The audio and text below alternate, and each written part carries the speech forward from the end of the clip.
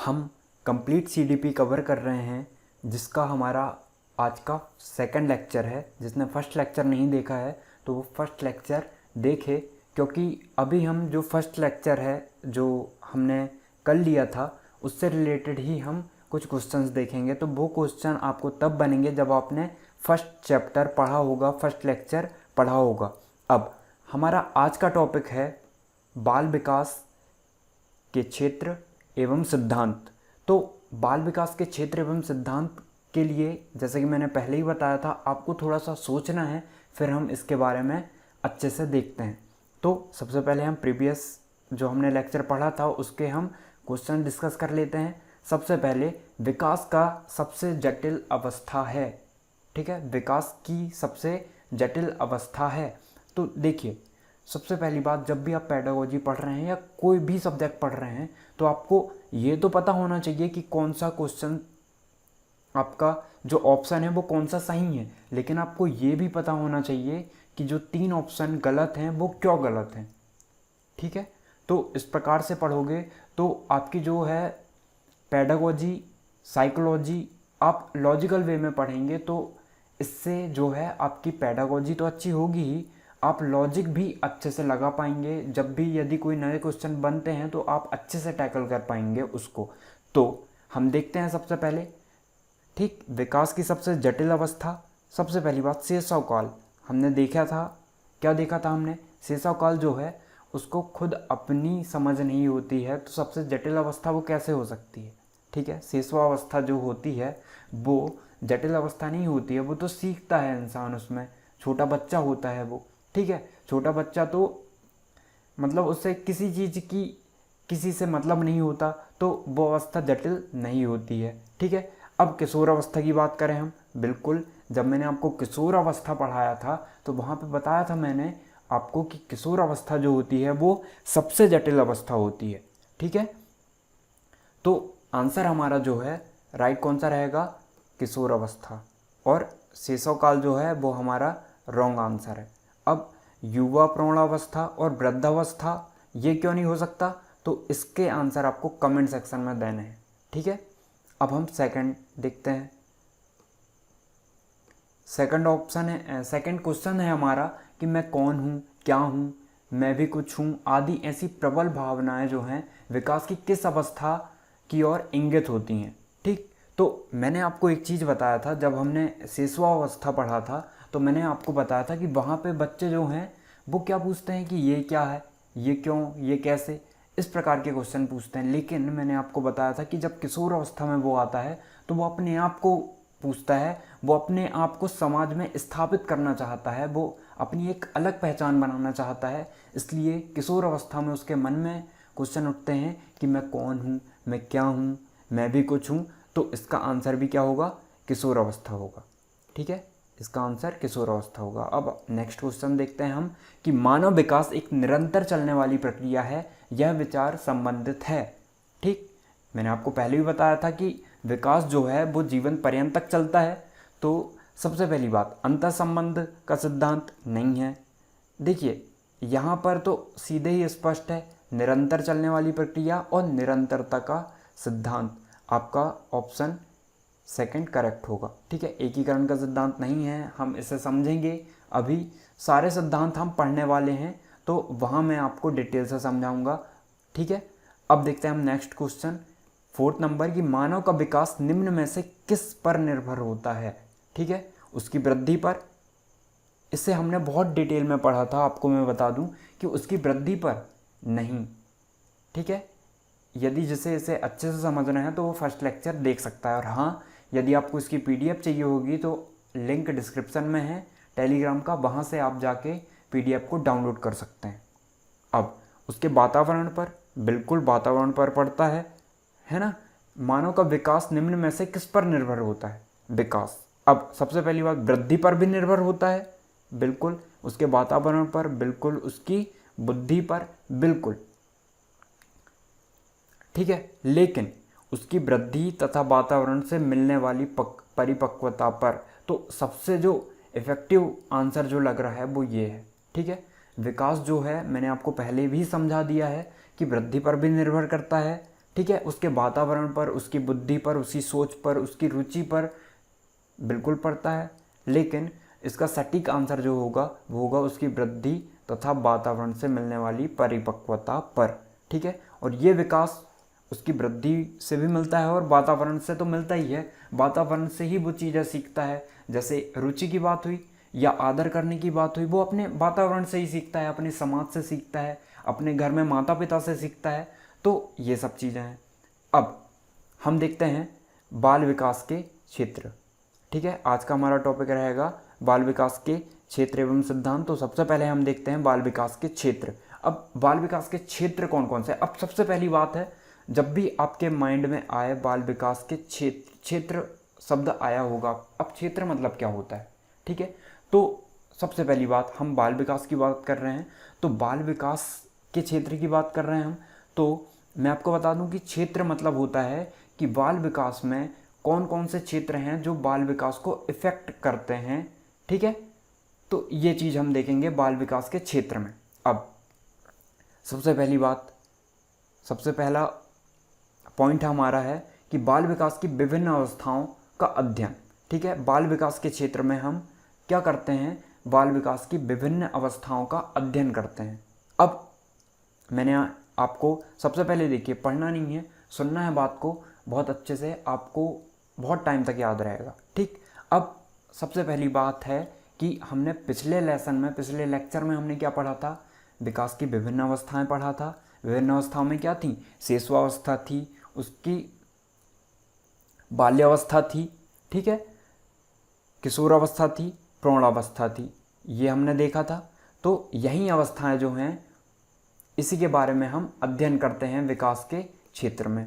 और भी हैं तो हम इम्पोर्टेंट देखेंगे, ठीक है, जो आपकी परीक्षा की दृष्टि से भी बहुत ज़्यादा इम्पोर्टेंट हैं और इतने सफिशिएंट है। यदि आप इतने भी पढ़ लेते हैं तो इतने सफिशिएंट है। ठीक है, सबसे जो मैंने आपको बताया अभी, ठीक, गर्भकालीन अवस्था, जैसे देखिए मैंने आपको बताया था कि जो भारतीय अपने भारतीय जो वैज्ञानिक थे या फिर बहुत से ऐसे वैज्ञानिक हुए, मनोवैज्ञानिक हुए, जिन्होंने गर्भकालीन अवस्था को भी बताया, ठीक है, पूर्व बाल्यावस्था को भी बताया, ठीक है, मध्य बाल्यावस्था, इस प्रकार से उन्होंने बांटा था 7 अवस्थाओं में। लेकिन जो अभी की कंडीशन है या सभी ने जिसे मान्य माना है, तो हम अभी की कंडीशन में हम 4 अवस्थाएं पढ़ते हैं। ठीक, जिसमें मैंने आपको बताया था शिशुअवस्था, बाल्यावस्था और किशोरावस्था और वयस्कावस्था। ठीक है, जिसमें 3 इंपॉर्टेंट थी, हमने 3 को पढ़ा था।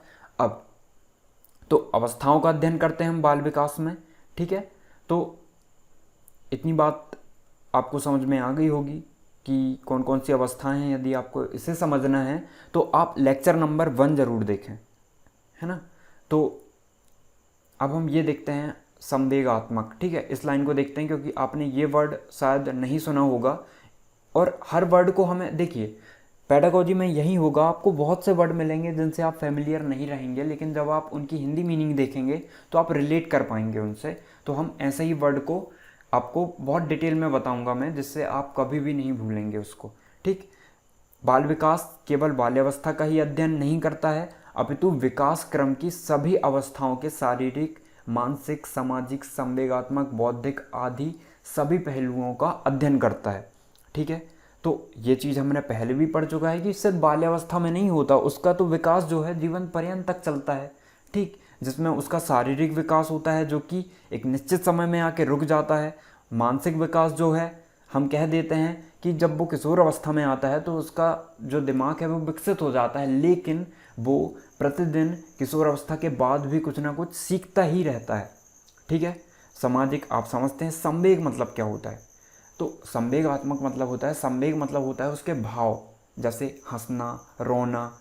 ठीक है, तो इस प्रकार से हम इन्हें कहते हैं भाव, इसे ही हम संवेगात्मक कहते हैं। ठीक है, भावों को ही हम क्या कहते हैं? संवेग कहते हैं। अब बौद्धिक आदि सभी पहलुओं का अध्ययन करता है विकास में, ये आपको पहले ही पता है। विकास का क्रम जो है, विकास क्रम की प्रत्येक अवस्था अपनी विशेषता रखती है। ठीक है, पहले ही हमने देख चुके हैं कि हर अवस्था, चाहे वो बाल्यावस्था हो, किशोर अवस्था हो या फिर शिशुअवस्था हो या फिर वृद्धावस्था हो, सब विशेषता रखती हैं। प्रत्येक अवस्था में पहुंचने पर बालक की शारीरिक व मानसिक क्रियाओं का स्वरूप बदल जाता है। बिल्कुल बदल जाता है। मैंने आपको एक एग्जाम्पल से भी बताया था कि देखिए, शारीरिक अवस्था की बात करें हम तो आपको मैंने बताया था शिशु अवस्था में जो है 1 से 3 साल तक के बच्चे जो है बहुत जल्दी प्रोग्रेस करते हैं, बहुत जल्दी उनके शारीरिक जो वृद्धि होती है वो तेज गति से होती है, ये हमने देखा था। तो यही चीज़ यहाँ पे बताया गया है कि उसकी शारीरिक जो है वो क्या होती है, क्रियाओं का स्वरूप बदल जाता है बहुत। देखिए, कई कंडीशन ऐसी आती है, मैंने बताया था आपको कि शिशुअवस्था जो है बहुत तेज़ गति से बढ़ेगा, फिर आप जब बाल्यावस्था में आएंगे तो थोड़ी गति मंद हो जाएगी, ठीक है। तो मैंने आपको बताया भी था कि शिशुअवस्था में दुगनी गति से चाइल्ड का दिमाग भी प्रोग्रेस होता है और उसका शरीर भी प्रोग्रेस होता है, किसकी अपेक्षा, बाल्यावस्था की अपेक्षा, ठीक। तो अब हम सेकंड पॉइंट देखते हैं, बाल विकास की विभिन्न पहलुओं का अध्ययन, ठीक है। अब विभिन्न पहलुओं के अध्ययन से क्या समझते हो आप, वहीं विभिन्न पहलू में जैसे शारीरिक विकास, मानसिक विकास, संवेगात्मक विकास, सामाजिक विकास, भाषा विकास, ठीक है, और व्यक्तित्व विकास, सभी का विस्तार पूर्वक अध्ययन किया जाता है, ठीक। पहलू कौन कौन से आपको सब चीज़ों के बारे में पता है। जैसे शारीरिक विकास होता है एक, जैसे हम कह सकते हैं कि लड़के का शारीरिक विकास 21 साल तक होता है, 21 साल तक उसकी हाइट बढ़ती है। कई कई बुकों में आपको 18 साल दिया रहता है, ठीक है। तो एग्जाम्पल के लिए हम समझ सकते हैं कि उसका शरीर का विकास जो है वो 21 साल तक होता है। मानसिक विकास भी मैंने आपको पहले ही समझा दिया। संवेगात्मक विकास समझ गए होंगे आप कि देखिए, जब छोटा शिशु अवस्था में होता है तो वो उसको समझ नहीं रहती है चीज़ों की, तो वो क्या करता है, वो कभी भी हंसता है, चीज़ों को किसी की कॉपी करता है, ठीक है, बिना सोचे समझे वो मतलब कुछ भी चीज़ के लिए वो रोता है, ठीक है। तो यही संवेग है। लेकिन संवेगात्मक विकास उसका कब होता है, जब वो धीरे धीरे शिशुअवस्था से बाल्यावस्था में आता है, किशोर अवस्था में आता है, तो उसके संवेगों का भी विकास होता है, ठीक। तो अब हम देखते हैं, ये भी समझ में आ गया होगा। अब हम देखते हैं थर्ड नंबर पॉइंट, बाल विकास को प्रभावित करने वाले तत्वों का अध्ययन।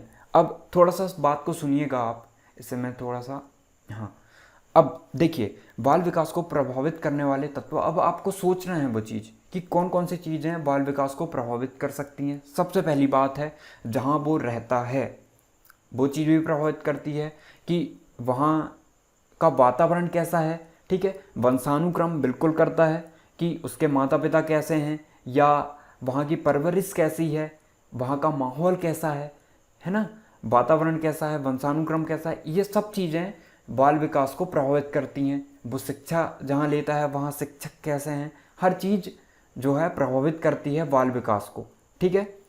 अब बाल विकास, अब हम देखते हैं एक एक पॉइंट को। बाल विकास उन सभी तत्वों का अध्ययन करता है जो बालक के विकास को प्रत्यक्ष व अप्रत्यक्ष रूप से प्रभावित करते हैं। अब प्रत्यक्ष या अप्रत्यक्ष रूप क्या होता है, ठीक है। यहाँ पे जो है, एक मिनट, यहाँ पे टाइपिंग मिस्टेक है, आप सुधार लीजिएगा ये वाला, ठीक है, छतरी वाला छा होगा वहाँ पे। अब प्रत्यक्ष मतलब क्या होता है, प्रत्यक्ष मतलब जो चीज़ें आपको दिखाई दे, जो विकास आपको दिखाई दे, जैसे शारीरिक विकास आपको दिखाई देता है, ठीक है, वैसे ही अब अप्रत्यक्ष रूप से, अब जैसे संवेगों का विकास हो रहा है, क्या आपको संवेग दिखाई दे रहे हैं, भाव के रूप में होते हैं वो तो, ठीक है। कुछ चीज़ें आपको दिखाई दे सकती है, जैसे वो खुश हो रहा है तो वो आपको दिख सकता है ना। तो ये चीज़ें अब अप्रत्यक्ष रूप से आप क्या नहीं देख सकते, उसकी रुचि देख सकते हो आप नहीं, तो ये अप्रत्यक्ष रूप से विकास होता है। अब हम, लेकिन अभी हम क्या कर रहे हैं, प्रभावित करने वाले कारक देख रहे हैं, तो कुछ प्रत्यक्ष रूप से प्रभावित करते हैं और कुछ अप्रत्यक्ष रूप से प्रभावित करते हैं। अब बालक के विकास पर प्रमुख रूप से वंश, जैसे कि मैंने आपको पहले ही बता दिया था, परंपरा, वातावरण तथा परिपक्वता और शिक्षण का प्रभाव पड़ता है। बिल्कुल मैंने आपको बता दिया, जिस परिवेश में वो रहता है, जिस वातावरण में, जिस वंशानुक्रम में वो रहता है, सबका प्रभाव पड़ता है।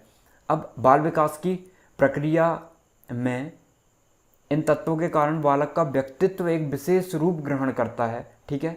अब इसमें क्या होता है, बाल विकास की जो प्रक्रिया है तो उसका व्यक्तित्व जो है उस वातावरण को ही देख के सीख रहा है, वो जहाँ विद्यालय वो जा रहा है वहीं से देख के सीख रहा है, तो ये चीज़ें उसको प्रभावित करती हैं।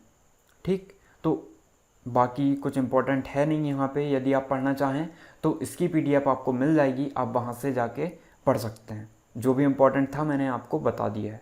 अब हम देखते हैं 4th नंबर पॉइंट, बालकों की विभिन्न असमानताओं का अध्ययन।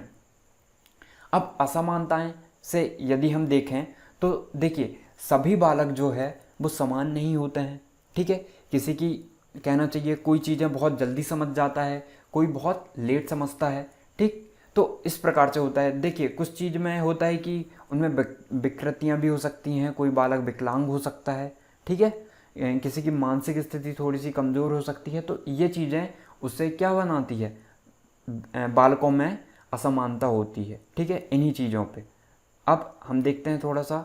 बाल विकास के अंतर्गत केवल सामान्य बालकों का विकास का ही अध्ययन नहीं किया जाता है, बल्कि बालकों के जीवन विकास क्रम में होने वाली असमानताओं और विकृतियों का भी अध्ययन किया जाता है। ठीक है, तो असमानताओं विकृतियों का मतलब देखिए, कुछ समय होता है कि बालक जैसे विकृतियों का अध्ययन अब कैसे हो सकता है। विकृतियों का अध्ययन मतलब आपको बिल्कुल वर्ड पढ़ने से लग रहा होगा कि ये नेगेटिव वर्ड है, बिल्कुल नेगेटिव वर्ड है। तो इससे क्या होता है कि मान के चलिए कोई समाज है, कोई वातावरण है, जिस वातावरण में वो रह रहा है वहाँ पे सिर्फ आदमी क्या करते हैं, चोरी करते हैं, डाका डालते हैं, तो उसका इफ़ेक्ट उस बालक पे भी पड़ेगा। तो ये विकृति हुई एक प्रकार से।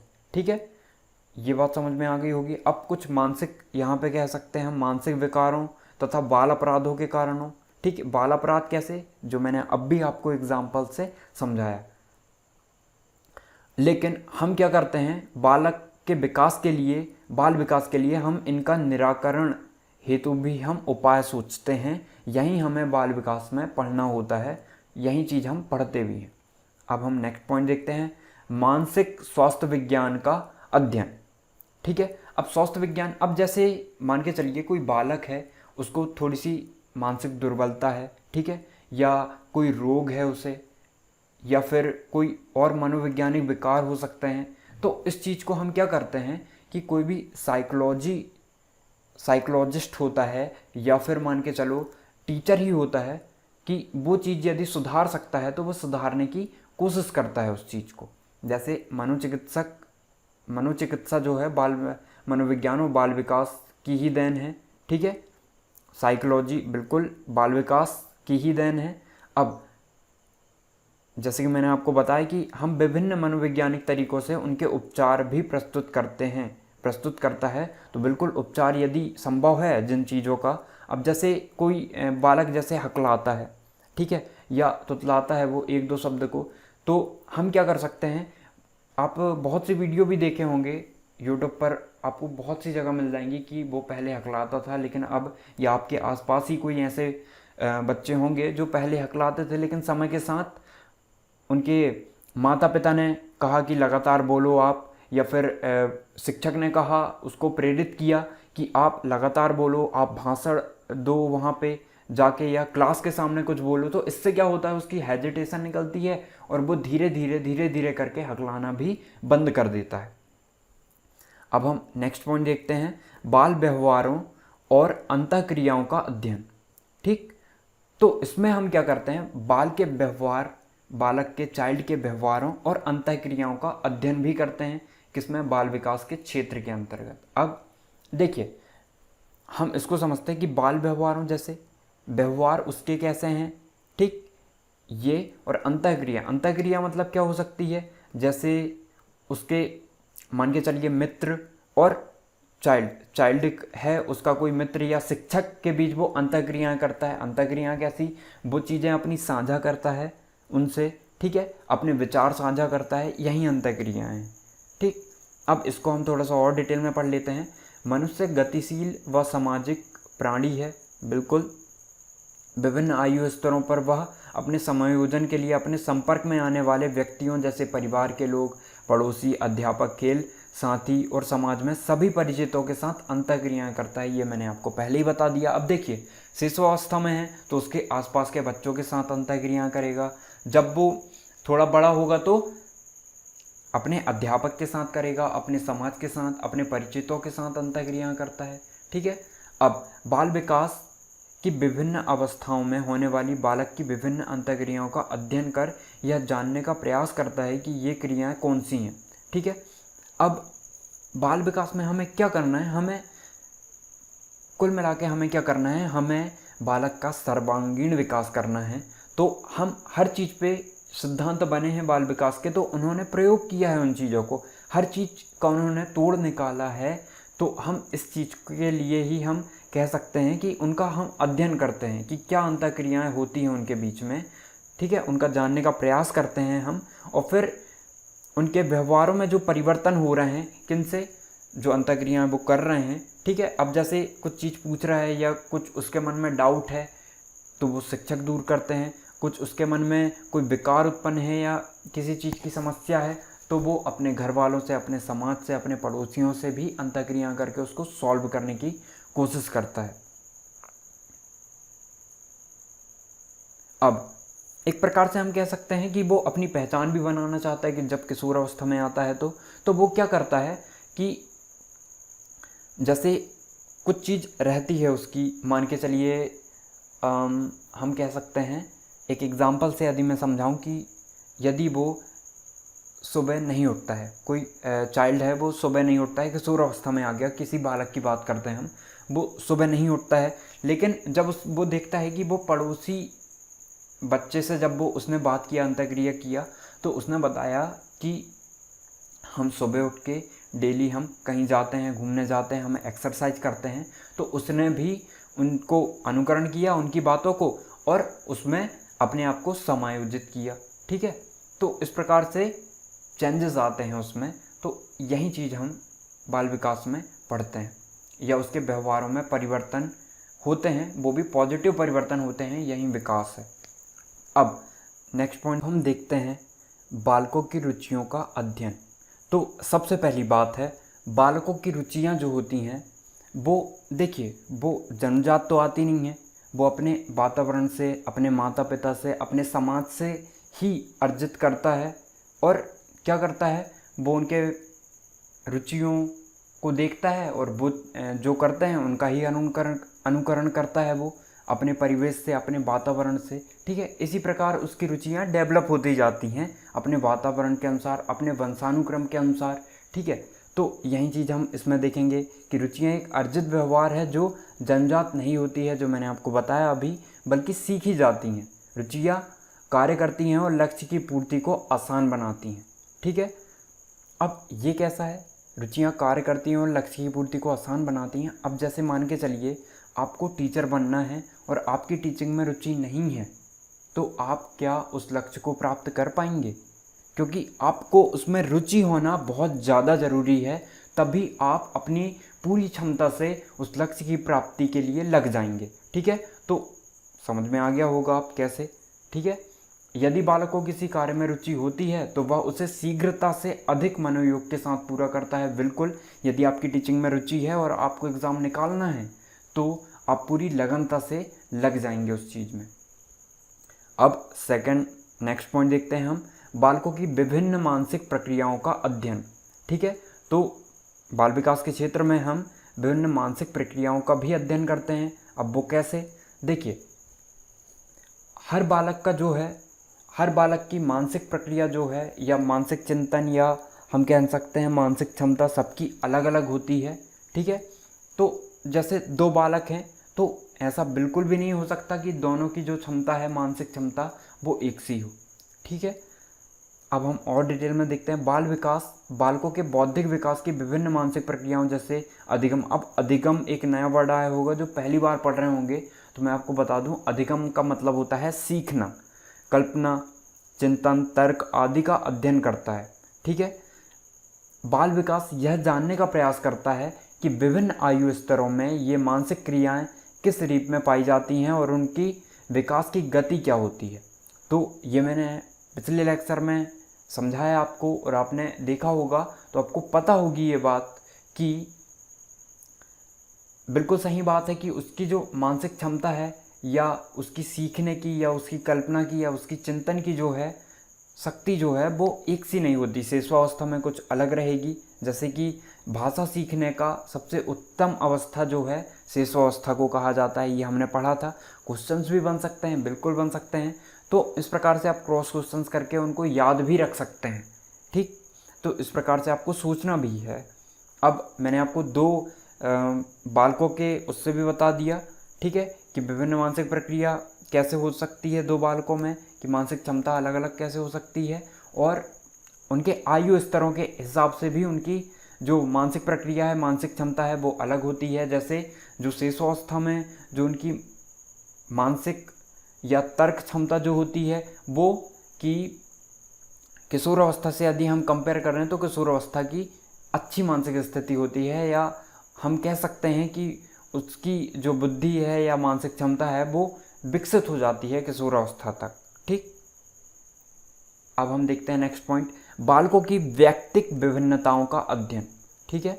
अब व्यक्तिक मतलब व्यक्तियों से संबंधित है, कि विभिन्नताओं का अध्ययन। अब यद्यपि सभी आयु स्तरों का विकास का एक निश्चित प्रतिरूप होता है, लेकिन फिर भी प्रत्येक क्षेत्र में, यहाँ पे टाइपिंग मिस्टेक है देख लीजिएगा, क्षेत्र में सभी बालकों का विकास एक निश्चित प्रतिरूप में होता है, ठीक।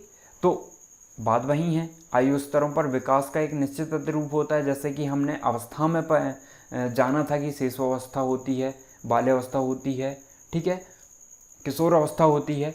तो सभी बालकों में एक निश्चित प्रतिरूप पाया जाता है, कि वो पहले शिशुअवस्था में आएगा, गर्भावस्था में आएगा, फिर शिशुअवस्था में, फिर बाल्यावस्था में, किशोर अवस्था में, प्रौढ़ावस्था में। ये सभी बालकों के साथ होता है। लेकिन शारीरिक विकास में कुछ बालक जो है वो अधिक लंबे, कुछ नाटे तथा कुछ सामान्य लंबाई के होते हैं। बिल्कुल आपने देखा होगा कि आपकी क्लास में ही कि आपके सेम ईयर हैं, मतलब आपकी जन्मतिथि जो है कुछ लोगों की सेम होती है, या कुछ लोगों में अंतर ज़्यादा नहीं होता है, कुछ दिनों का होता है, कुछ महीनों का होता है। लेकिन आप देखते हैं कि कुछ की हाइट बहुत ज़्यादा बढ़ जाती है और कुछ की हाइट बहुत कम रह जाती है, ठीक। तो यही उनमें विभिन्नताएं पाई जाती हैं बालकों में। कुछ में मानसिक विभिन्नता पाई जाती है, ठीक है, कुछ में शारीरिक विभिन्नता पाई जाती है। तो इस प्रकार से हम इस पॉइंट को समझ सकते हैं कि अतः विकास के सभी क्षेत्रों में, यहाँ टाइपिंग मिस्टेक है आप देख लीजिएगा, व्यक्तिगत विभिन्नताएं पाई जाती हैं। चाहे वो हम मानसिक स्थिति की बात करें, ठीक है, उसकी रुचि की बात करें, या फिर हम उसकी क्षमता की बात करें, अधिगम की क्षमता हो गई, उसकी मानसिक क्षमता हो गई, ठीक है, उसकी बुद्धि की बात करें हम, तो सब में एक सी नहीं होती है, सब में विभिन्नता पाई जाती है। अब नेक्स्ट पॉइंट देखते हैं हम, बालकों के व्यक्तित्व का मूल्यांकन, ठीक है। अब व्यक्तित्व का मूल्यांकन कैसे कर सकते हो आप बालकों का, तो इस चीज़ को हम देखते हैं। और ये बाल विकास का एक क्षेत्र है। ये भी बाल विकास के अंतर्गत बालकों की विभिन्न शारीरिक और मानसिक योग्यताओं का मापन व मूल्यांकन किया जाता है। बिल्कुल, देखिए क्या होता है कि जैसे आप टीचर बन गए हो, तो आपको कंपेयर करना है, ठीक है। तो आप क्या करोगे, मूल्यांकन करोगे, कोई भी एक तार्किक क्वेश्चन उनके सामने रखोगे, और जिस बच्चे ने उसका आंसर दे दिया, तो आप एक पैमाने के डिसाइड कर लोगे कि ये इन बालकों से थोड़ा सा अच्छा है पढ़ाई में, ठीक है। तो यही मूल्यांकन करना हो गया है। तो यही बात लिखी है कि योग्यताओं के मापन व मूल्यांकन के लिए बाल विकास के क्षेत्र में, मिस्टेक है थोड़ी देख लीजिएगा, क्योंकि टाइपिंग में इंसान ही है, टाइपिस्ट भी हो जाती है थोड़ी बहुत, तो मैनेज कर लीजिएगा। मनोवैज्ञानिकों द्वारा नित्य नए वैज्ञानिक तथा प्रमाणीकृत, यहाँ पे प्रमाणीकृत होगा, टाइपिंग मिस्टेक होगी, परीक्षण, ठीक है, थोड़ा सा देख लीजिएगा, का निर्माण किया जाता है। तो बस यही है कि जो मनोवैज्ञानिक हैं उन्होंने भी ये पहले से कर लिया है ये चीज़ें, ठीक है, बहुत से बालकों पे उन्होंने प्रयोग कर चुका है, इसलिए हम बाल विकास को पढ़ रहे हैं आज, ठीक है, उनके सिद्धांतों को पढ़ रहे हैं। तो ये बात भी आपको समझ में आ गई होगी। अब हम नेक्स्ट पॉइंट देखते हैं, बालक अभिभावक संबंधों का अध्ययन, ठीक है। बाल विकास के क्षेत्र के अंतर्गत हम एक और पॉइंट क्या पढ़ते हैं, बालक अभिभावक संबंधों का अध्ययन। देखिए, जन्म के पश्चात सबसे पहले बालक अपने माता पिता के संरक्षण में रहता है, बिल्कुल उनसे ही सब चीज़ें सीखता है। लेकिन देखिए, जब आप देखेंगे कि माता पिता या तो उसको ज़्यादा डांटते हैं, या फिर माता पिता में कुछ ऐसा होता है कि उसके पिता उसे, यदि चाइल्ड है उसके पिता को कुछ गलत करता हुआ देखता है कि चोरी करता हुआ देखता है, तो उसका प्रभाव भी उस पर पड़ता है। ठीक है, तो और ये इम्पैक्ट जो है उसका उसके माता पिता से तो पड़ता ही है, उसके वातावरण से, उसके पड़ोसियों से भी पड़ता है। ठीक, तो यहाँ पर यही बात बताई गई है कि जिन बालकों के संबंध अपने माता पिता के साथ अच्छे नहीं होते हैं, वे अक्सर क्या हो जाते हैं, कुछ समायोजित और अपराधी प्रवृत्ति के हो जाते हैं। बिल्कुल, जो मैंने आपको बताया पहले भी कि ये चीज़ वो अपने पड़ोसियों से सीख सकता है, अपने वातावरण से, अपने घर से सीख सकता है, अपने वंशानुक्रम से सीख सकता है। अब अध्ययन, इसमें बाकी कोई इम्पोर्टेंट पॉइंट नहीं है, फिर भी देख लेते हैं। बाल विकास बालक अभिभावक के निर्धारित तत्वों तथा समस्याओं और उनके निराकरण का अध्ययन कर माता पिता तथा बालक के बीच अच्छे संबंध विकसित करने का प्रयास करता है, जिसमें बालक परिवार, समाज व राष्ट्र के अच्छे नागरिक के रूप में विकसित हो। ठीक है, अब देखिए बाल विकास क्या है। बाल विकास का अर्थ ही है बालक का सर्वांगीण विकास करना। ठीक है, मतलब हर एस्पेक्ट्स में उसको एक प्रकार से उसका विकास करना, उसमें इम्प्रूवमेंट लाना ही क्या है, बाल विकास के अंतर्गत हम पढ़ते हैं। तो हमें क्या करना है, बालक का सर्वांगीण विकास करना है, तो इन मुद्दों पर भी हम कार्य करके उन्हें सुधार सकते हैं। ठीक है, ये शिक्षक द्वारा हो सकता है, उसके माता पिता द्वारा हो सकता है, उसके समाज द्वारा हो सकता है, और ये जो है इसका इम्पैक्ट उसके राष्ट्र के ऊपर, उसके समाज के ऊपर, उसके परिवार के ऊपर भी पड़ता है। अब हमारा नेक्स्ट पॉइंट है बाल विकास के सिद्धांत। ठीक है, अब सिद्धांत, बाल विकास तो आपने समझ लिया, अब सिद्धांत क्या है, प्रिंसिपल्स क्या है। ठीक है, तो क्या आपने कभी सोचा है, और आपको सोचना है, हर चीज़ के बारे में आपको पता होना चाहिए। ठीक है, तो हम यदि मैं बताऊं आपको ब्रीफली, यदि इंट्रोड्यूस करूं सिद्धांत से, तो देखिए सिद्धांत क्या होता है कि एक विचार, जैसे कोई मनोवैज्ञानिक है या कोई वैज्ञानिक है, उसने अपने विचार दे दिए। ठीक है, अब बहुत से प्रयोग किए गए उस विचार पे, उस डिस्कवरी पे, ठीक है, खोज पे, और क्या किया गया है, यदि उस प्रयोग पर वो एकदम खरा उतरा, ठीक, तो उसको हमने सिद्धांत बना दिया, उस विचार को हमने सिद्धांत बना दिया, उस प्रयोग को हमने सिद्धांत बना दिया, यही सिद्धांत है। ठीक है, आगे बात समझ में, उस प्रयोग मतलब वो सत्य सिद्ध कर दिए, तो वो एक चीज़ जो है, वो विचार, वो प्रयोग, वो खोज एक सिद्धांत बन जाता है। आई बात समझ में, हर चीज़ में आप सिद्धांत देखते हो। आप मैथमेटिक्स पढ़ते हो, वहाँ पे मैथ्स पढ़ते हो, वहाँ पे फिजिक्स पढ़ते हो, साइंस पढ़ते हो, वहाँ पे भी आप सिद्धांतों को पढ़ते हो। अब देखिए बाल विकास के सिद्धांत के अंतर्गत हम बहुत से सिद्धांत देखेंगे, और इसका सिर्फ एक ही उद्देश्य रहेगा कि बालक का सर्वांगीण विकास करना, हर एस्पेक्ट्स में उसका पॉजिटिव इम्प्रूवमेंट करना। ठीक है, अब देखिए फर्स्ट पॉइंट है हमारा परस्पर संबद्धता का सिद्धांत। संबद्धता होगा, थोड़ी सी टाइपिंग एरर है यहाँ पे। परस्पर संबद्धता का सिद्धांत बालक विकास से संबंध विभिन्न तत्व तथा सामाजिक, शारीरिक, मानसिक एवं संवेग, संवेग का मतलब मैंने बता दिया, भाव होता है, आदि परस्पर संबंधित हैं। देखिए सीधी सी बात है, सामाजिक हो गया, उसका शारीरिक विकास हो गया, उसका मानसिक विकास, उसके संवेगात्मक विकास, सभी एक दूसरे से परस्पर संबंधित है। मान के चलिए उसका शरीर जो है, उसका शारीरिक विकास थोड़ा सा रुक जाता है, या थोड़ा सा वो मानसिक रूप से थोड़ा सा कमज़ोर होता है, तो इसका इम्पैक्ट जो है हर चीज़ में पड़ता है। बालक के विकास में तो पड़ेगा ही पड़ेगा, लेकिन उसके शारीरिक विकास में, उसके संवेगात्मक विकास में भी पड़ेगा। तो इस सिद्धांत के अंतर्गत हम ये चीज़ देखते हैं। तो यही चीज़ इसमें बताई भी गई कि इनमें से किसी एक में होने वाला विकास सभी तत्वों में होने वाले विकास को पूरी तरह प्रभावित करने की क्षमता रखता है। यहाँ टाइपिंग मिस्टेक है, आप देख लीजिएगा। अब नेक्स्ट पॉइंट है हमारा पूर्वानुमान का सिद्धांत। ठीक है, अब पूर्वानुमान आप समझ गए होंगे। पूर्वानुमान मतलब पहले से अनुमान लगाना। अब पहले से अनुमान क्या लगा सकते हो आप?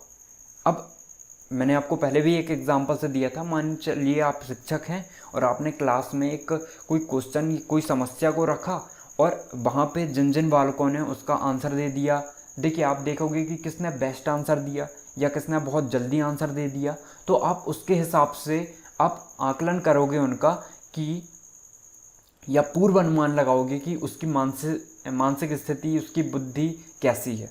ठीक है, तो यहीं इस सिद्धांत के अंतर्गत हम ये चीज़ पढ़ते हैं। अब नेक्स्ट पॉइंट देखते हैं हम, विकास का सामान्य से विशेष की ओर का सिद्धांत। ठीक है, सामान्य से विशेष की ओर। अब थोड़ा सा आप इसको सुनिएगा, देखिए इसको एग्जाम्पल से लेते हैं हम। जब छोटा बच्चा होता है तो आपने देखा होगा जब वो रोता है, चिल्लाता है, तो उसके सभी अंग को वो कार्य करवाता है। ठीक है, सभी अंग उसके भाग लेते हैं रोने में, उसका पूरा शरीर हिल जाता है जब वो छोटा रहता है तो। लेकिन जब थोड़ी उसको समझ आती है तो जो रोना है वो सिर्फ उसके आँखों में, उसके मुख में ही सिर्फ रहकर रह जाता है। लेकिन जब वो छोटा होता है तो उसके सभी अंग जो हैं कार्य करते हैं। तो इस चीज़ में आप यहीं देखेंगे कि विकास की प्रक्रिया में सबसे पहले सामान्य क्रियाओं के दर्शन होते हैं, उसके बाद विशिष्ट क्रियाओं का स्थान होता है। उदाहरण के लिए प्रारंभ में एक नवजात शिशु जो है, ये बता दिया मैंने आपको, पढ़ सकते हैं आप, इसकी पीडीएफ आपको मिल जाएगी। इसी प्रकार से भाषा का भी विकास के रूप में हो सकता है कि भाषा विकास के क्रम में बालक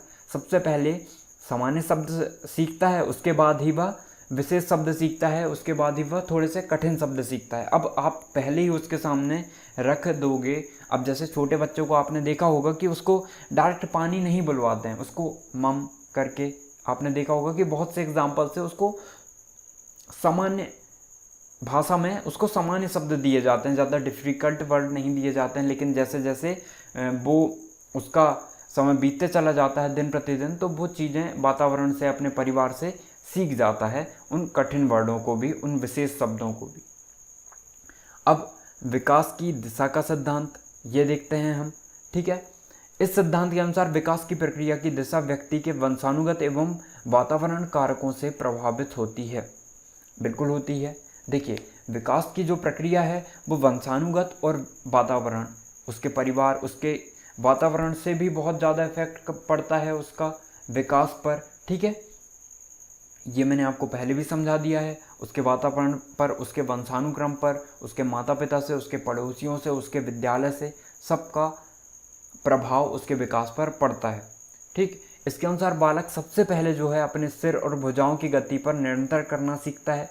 तो विकास की दिशा का सिद्धांत में सिंपल सी बात ये है, देखिए सबसे पहले वो सिर और भुजाओं की गति पर निरंतर करना सीखता है। मतलब जब वो छोटा बालक रहता है तो उसको देखेंगे आप, या आप फैमिलियर होंगे, आपके छोटे आपके घर में कोई बच्चा होगा या आपके आस पड़ोस में बच्चा होगा, तो आप ये चीज़ एग्जाम्पल से समझेंगे तो बहुत अच्छे से समझ पाएंगे आप कि सबसे पहले आप देखेंगे भी कि सबसे पहले वो सिर पर नियंत्रण करता है। ठीक है, सिर जब भी देखेंगे तो थोड़े छोटे बच्चे जो हैं थोड़े से कांपते हैं किसी चीज़ में, कि देखा होगा आपने, आप रिलेट कर पा रहे होंगे इस चीज़ को। तो वो क्या करते हैं, सबसे पहले सिर पर, उसके बाद वो भुजाओं की गति पर क्या करते हैं, निरंतर करना सीखते हैं, क्योंकि उनके बस में वो चीज़ नहीं रहती है। लेकिन जब वो थोड़े बड़े होते जाते हैं दिन प्रतिदिन तो उनमें बस में आ जाते हैं, उनकी भुजाओं पर नियंत्रण आ जाता है, उसके सिर पर नियंत्रण आ जाता है, उसके सारे शरीर पर नियंत्रण आ जाता है, और वो अच्छी तरीक़े से जो है बिना सहारे से वो खड़ा भी हो पाता है। ठीक, लेकिन पहले क्या होता है, उसको चलने में भी दिक्कत आती है। तो यही चीज़ें हैं, लेकिन दिन प्रतिदिन उसमें विकास होता है, इम्प्रूवमेंट होता है। व्यक्तिगत विभिन्नताओं का सिद्धांत अभी हमने पढ़ा था, इस चीज़ को आप रिलेट कर पा रहे होंगे कि व्यक्ति में विभिन्नता होती है, कि दो बालकों से मैंने बताया था आपको। ठीक, इसको एग्जाम्पल से, तो इसे मुझे नहीं लगता कि बताने की ज़रूरत है, आप पढ़ना चाहें तो उसको पीडीएफ में पढ़ सकते हैं। कोई इंपॉर्टेंट पॉइंट हो, कोई भी एक बालक वृद्धि एवं विकास की दृष्टि से किसी अन्य बालक के समरूप नहीं होता है, बिल्कुल नहीं होता है। उसका शारीरिक जो विकास है हमने पहले ही देख लिया था, शारीरिक विकास, उसका मानसिक विकास बिल्कुल एक दूसरे बालक से अलग हो सकता है। ठीक है, कोई अत्यंत मेधावी हो सकता है, किसी की मानसिक स्थिति बहुत अच्छी हो सकती है, किसी की क्षमता जो है बहुत कम हो सकती है, कोई पिछड़ा हो सकता है। ठीक, आप देखते भी होंगे क्लास में, या आप जब पढ़ते थे तो कुछ बालक बहुत अच्छे रहते थे, मेरिट में आते थे, लेकिन कुछ मंद गति से अंदर जाता था, कुछ सीखते थे वो बहुत धीमी गति से सीखते थे। अब नेक्स्ट पॉइंट है हमारा एकीकरण का सिद्धांत।